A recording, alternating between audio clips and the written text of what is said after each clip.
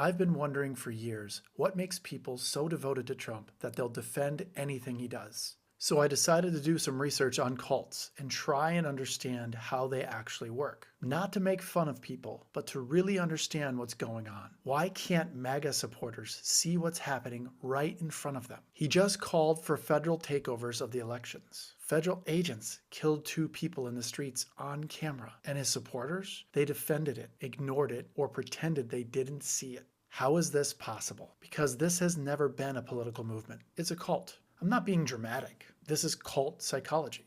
If you want to understand why your uncle still supports him, why your coworker makes excuses, why facts don't work anymore, you need to understand how the cult works. Here are 5 psychological reasons people stay in the MAGA cult, even when reality is staring them in the face. 1. Criticizing him feels like a personal attack. Trump supporters see themselves in him. He's angry about what makes them angry. He fights the people they want to see hurt. So when you say Trump lied, their brains hear, you're stupid for believing him. Why? Because they've merged their identity with his. It's called identity fusion. Identity fusion is when your personal identity becomes fused with a leader or a group. When you attack him, you're attacking their judgment, their intelligence, and their ego. Cult members don't want to hear they got fooled. They don't want to admit their judgment is broken. So instead of considering you might be right, they reject everything you say. Because accepting it means accepting they've been wrong this whole time. Their ego can't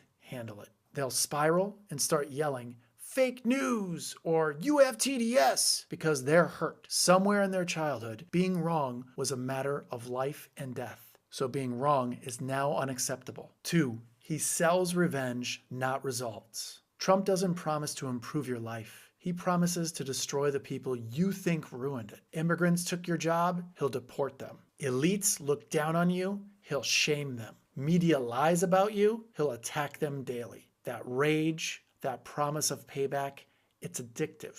They feel powerful and they don't want to give it up. They don't care if their healthcare gets fixed, as long as they're watching their enemies suffer. The cruelty is the point. For people who felt powerless their whole lives, watching someone else get hurt feels like winning. It's not about making their lives better. It's about making someone else's life worse. And as long as the right people are hurting, his supporters feel like they're winning. But here's where it gets darker. Federal agents killed 2 people in the streets, and Trump supporters either cheered or made excuses. They're Antifa, or they attacked us first, or play stupid games, win stupid prizes. Step by step, they've been trained to normalize violence against anyone labeled as the enemy. It started with words, turned to cruelty, and now actually killing gets justified. That's not politics. That's a cult teaching you to excuse the inexcusable. Results don't matter when revenge feels this good. And violence doesn't matter as long as it's against your enemy, which in this case is other Americans. 3, they only listen to sources that agree. Trump built an information fortress around his followers.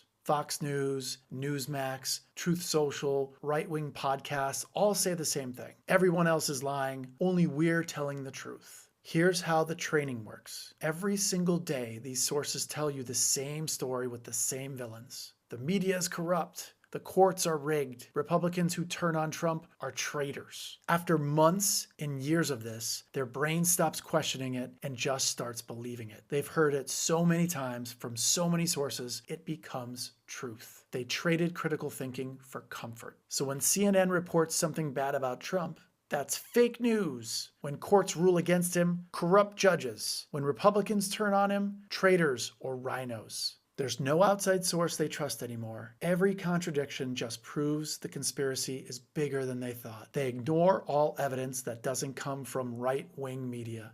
Now this is really dangerous. These people no longer think for themselves. They have zero empathy for anyone outside the group. 4, sunk cost shame. Here's the brutal part. Most of them know what's happening is wrong.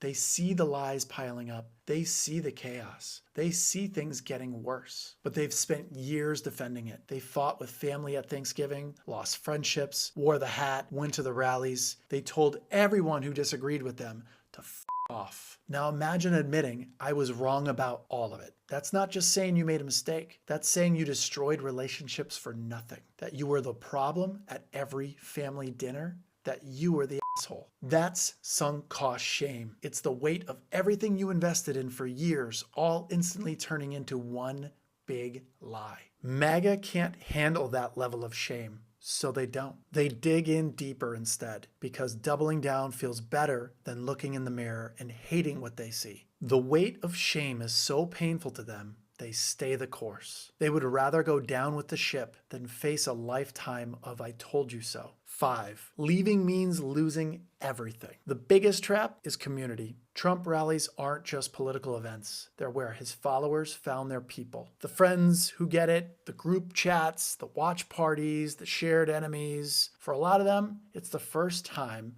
they felt like they belonged somewhere. Why is it the first time? Because before Trump, they felt invisible. Their towns were dying, their jobs disappeared, nobody in politics talked to them or about them. They felt forgotten. Then Trump showed up and said, I see you and you matter.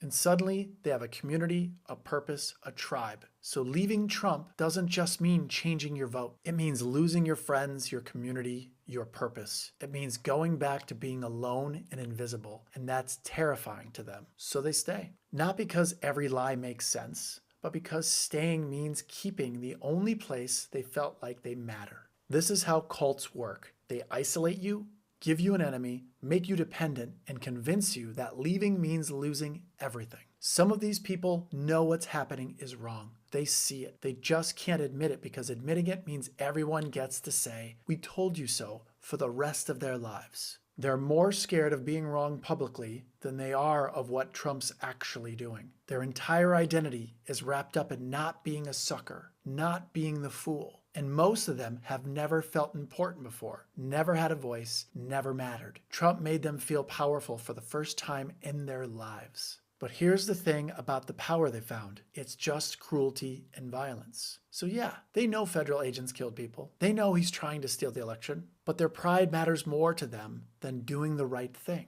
And here's what they don't understand. The cult will eventually come for them too. This is how cults work. They make leaving harder than staying. Some will wake up. Most won't. For those who start to doubt, the door is open, but you have to walk through it. For the rest of us, we protect each other, we vote, we organize, we make sure the cult doesn't take democracy down with it.